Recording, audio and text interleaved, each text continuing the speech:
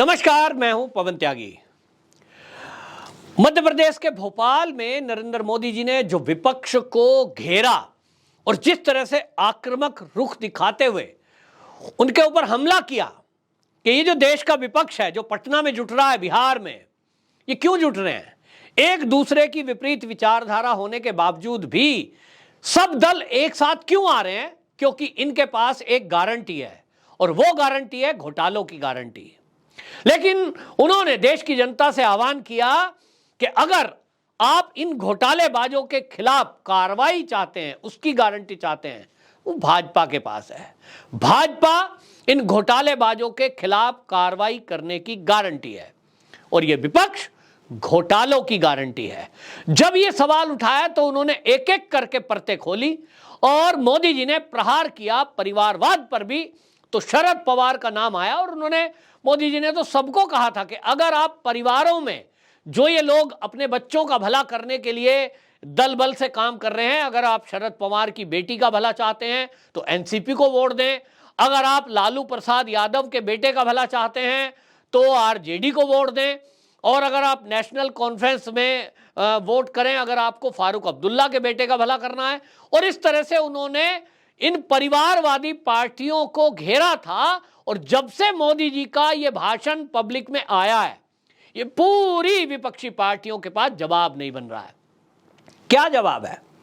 हम सब देख रहे हैं कि जिस तरह से अजीत पवार बेशक भतीजा ही है, एनसीपी में इतने सीनियर लीडर हैं, लेकिन सबको दरकिनार करते हुए शरद पवार जिस तरह से अपनी बेटी सुप्रिया सुले को आगे लाए हैं, वो साफ दिखाई दे रहा है। अपनी बेटी को स्थापित कर रहे हैं।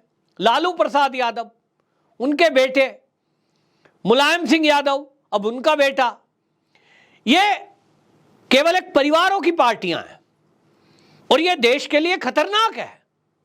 ये पुराने जमाने के राजसी जैसे ठाट बाट चलते थे, एक राजा है फिर उसका बेटा है वही राजकुमार है, फिर जब राजा मर जाएगा तो राजकुमार गद्दी पे बैठ जाएगा। कुछ पार्टियों में यही चल रहा है। तो एक तरफ तो ऐसी पार्टियां हैं जहां बाकी किसी के लिए कोई जगह नहीं है, केवल बाकी दरी बिछाओ। एक व्यक्ति की पार्टी है। क्या आप सोच सकते हैं आम आदमी पार्टी में केजरीवाल के अलावा कोई और आगे बढ़ सकता है? कोई और संयोजक बन सकता है? कोई और प्रधानमंत्री का चेहरा हो सकता है? निश्चित रूप से नहीं।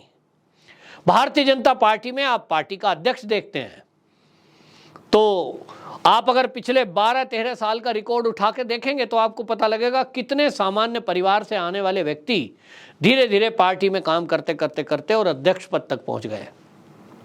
किसी राज्य का मुख्यमंत्री अगली बार कौन बनेगा, इसको कोई तय नहीं कर सकता कि भाई जो मुख्यमंत्री वर्तमान में है इसी का बेटा बनेगा। कोई नहीं कह सकता बीजेपी में। और इसलिए ये प्रहार किया घोटालों पर तो शरद पवार सामने आ गए और उन्होंने कहा मोदी जी ने जिस घोटाले का जिक्र किया उसमें तो मैं चीनी मिल का मैं सदस्य भी नहीं था। भाई ठीक है, आप सदस्य नहीं थे, सवाल तो उठाया था परिवारवाद को लेकर के और घोटालों को लेकर के। तो क्या एनसीपी के जो नेता हैं उनके ऊपर घोटालों के चार्ज नहीं है? अजीत पवार, आप ये कह रहे हैं अजीत पवार खुद सिंचाई वाले मामले में फंसे हुए थे। फिर उसी तरह अनिल देशमुख 100 करोड़ का घोटाला, जिस तरह से उगाही वाला मामला था कि गृह मंत्री हैं, पुलिस के जरिए उगाही चलती है। नवाब मलिक जमानत पर हैं। इसी तरह आपको बता दें उनमें अभी एक नाम आया हसन मुशर्रफ का, 100 करोड़ का घोटाला। और ये सब जो घोटाले हो रहे हैं एनसीपी में, तो इन पर आप कुछ सफाई देंगे नहीं। आप कह रहे हैं साहब मोदी जी जो है इस तरह की बातें कर रहे हैं, मैं तो इनमें सदस्य नहीं हूं। भैया सोनिया गांधी भी ऐसे किसी भी राज्य की ना तो मुख्यमंत्री है ना वो मंत्री है। राहुल गांधी भी कभी मंत्री तो नहीं रहे। लेकिन जब ये सरकार चलती है, चाहे यूपीए 1 चली, यूपीए 2 चली, इसमें कौन नहीं जानता कि सारे फैसले हो कहां रहे थे? राहुल गांधी और सोनिया गांधी ही फैसले कर रहे थे। आज भी कांग्रेस में पार्टी का अध्यक्ष भले ही मल्लिकार्जुन खड़गे हों, लेकिन कौन किस प्रदेश का मुख्यमंत्री बनेगा ये तो ओपन है। कह देते हैं साहब पार्टी आला कमान तय करेगा। वो आला कमान मल्लिकार्जुन खड़गे नहीं है, वो यही सोनिया गांधी और राहुल गांधी हैं। और इसी तरह महाराष्ट्र के अंदर क्या होगा, एनसीपी में कौन किस पद पर बैठेगा, और जब सरकार बनी तो वो जो सरकार के मंत्री हैं वो चरण वंदना करने कहां पहुंचते थे? वो शरद पवार जी आप ही के पास जाते थे। तो ये तो भाजपा का आरोप है, अब इसमें जांच होगी तो ये पता चलेगा कि कौन कौन कितना आरोपी है। लेकिन आप एक पार्टी के मुखिया होने के नाते ये आपके ऊपर जिम्मेदारी नहीं बनती क्या? कितना ही लोगों ने कहा, भारतीय जनता पार्टी ने कितना ही कहा, नवाब मलिक जब जेल में है तो क्यों नहीं उसका इस्तीफा लिया जा रहा है। आपने अनिल देशमुख का तुरंत इस्तीफा लिया तो नवाब मलिक का क्यों नहीं लिया? नवाब मलिक जिस तरह से समीर वानखेड़े जो कि एनसीबी के अधिकारी थे उनके पीछे क्यों पड़े हुए थे, जबकि वो एक दलित परिवार से थे, जिस तरह से टारगेट किया जा रहा था लगातार, आप मौन रह करके ये सब होने दे रहे थे। आप इतने पुराने लीडर हैं शरद पवार जी, आपको सब पता है कि महाराष्ट्र में क्या चल रहा है, कौन क्या कर रहा है, और पार्टी के जो नेता हैं उनका तो निश्चित रूप से पता होगा। लेकिन उसके बावजूद भी जिस तरह से आप नवाब मलिक के पास खुलकर खड़े हुए और जिस तरह से आपका पहले का भी रवैया रहा है, तो क्या ये लगता नहीं है कि कहीं ना कहीं उनके घोटालों को आप समर्थन कर रहे हैं? और जब घोटालों और अत्याचारों पर आप मौन हैं और समर्थन कर रहे हैं तो इसका मतलब क्या है? जनता अच्छे से समझती है। कह नहीं सकते, क्योंकि कहने में आजकल यही है कि जब तक कोई आपके पास सबूत ना हो, जब तक कोई गवाह ना हो, कोई किसी के ऊपर आरोप लगा दे तो आजकल एफआईआर हो जाती है तुरंत। तो आम आदमी इन चीज़ों से डरता है। महाराष्ट्र के अंदर तो वैसे भी देखा है कि घर में घुसकर मारने पहुंच जाते हैं, तो भाई इसीलिए लोग बोलते नहीं हैं। लेकिन मोदी जी ने पहली बार नाम लेकर नेताओं को घेरा है, विपक्ष के नेताओं के एक एक घोटाले पर बात की है।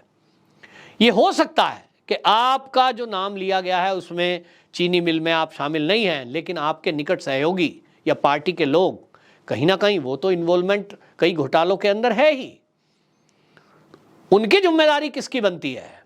पार्टी का प्रमुख होने के कारण क्या आपने उन लोगों से इस्तीफा लिया कि भाई आप किसी घोटाले में जुड़े हैं और इसलिए आप मंत्री पद से इस्तीफा दीजिए? महाविकास आघाड़ी की सरकार चलती रही, उद्धव ठाकरे मुख्यमंत्री थे, लेकिन जिस तरह के घोटाले हुए उन सब में कहीं ना कहीं जनता तो सवाल पूछ ही रही थी। और इस पर कई बार ऐसा होता है कि एजेंसियों को भी कई बार सबूत नहीं मिलते हैं, लेकिन जनता ये समझती है कि घपले और घोटाले या किसी अपराध के पीछे कौन है। भाई यूपीए कार्यकाल का जैसे जिक्र करते हैं, कांग्रेस की सरकार, मुख्य प्रधानमंत्री भले ही मनमोहन सिंह थे, लेकिन जो 2G 3G कोयला, ये जो घोटाले हुए, कॉमनवेल्थ घोटाले हुए, इन घोटालों में क्या सोचा जाता है कि वो मनमोहन सिंह जी ने घोटाले किए हैं, वो उन्होंने पैसा खाया है? निश्चित रूप से नहीं। लेकिन कोई क्या ये कह सकता है कि वो पैसा सोनिया जी ने खाया है, राहुल गांधी ने खाया है? ये भी नहीं कह सकता, क्योंकि कोई सबूत नहीं है। लेकिन समझते सब हैं कि चल क्या रहा है। ठीक इसी तरह महाराष्ट्र की राजनीति करने वाले किरीट सोमैया हों, देवेंद्र फडणवीस हों, बेशक आपका नाम खुल करके बोल नहीं सकते, लेकिन महाराष्ट्र की राजनीति में एनसीपी में क्या चल रहा है ये तो जानते ही हैं। और इसलिए आप सफाई कुछ भी दें, इसका कोई फर्क पड़ना नहीं है। और हो सकता है, चलिए मैं मान लेता हूं कि चीनी मिल और बाकी घोटालों में आपका कोई रोल नहीं है, क्या आप इस बात को नकार सकते हैं कि एनसीपी में परिवारवाद है? अगर नहीं होता तो बेटी भतीजा, यही क्यों, ये एक सवाल है।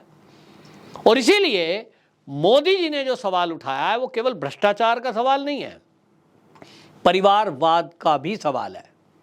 शरद पवार जी, आपने एक घोटाले की सफाई दी, परिवारवाद को लेकर क्या आप कुछ बोलेंगे? जनता इंतजार करेगी। वंदे मातरम।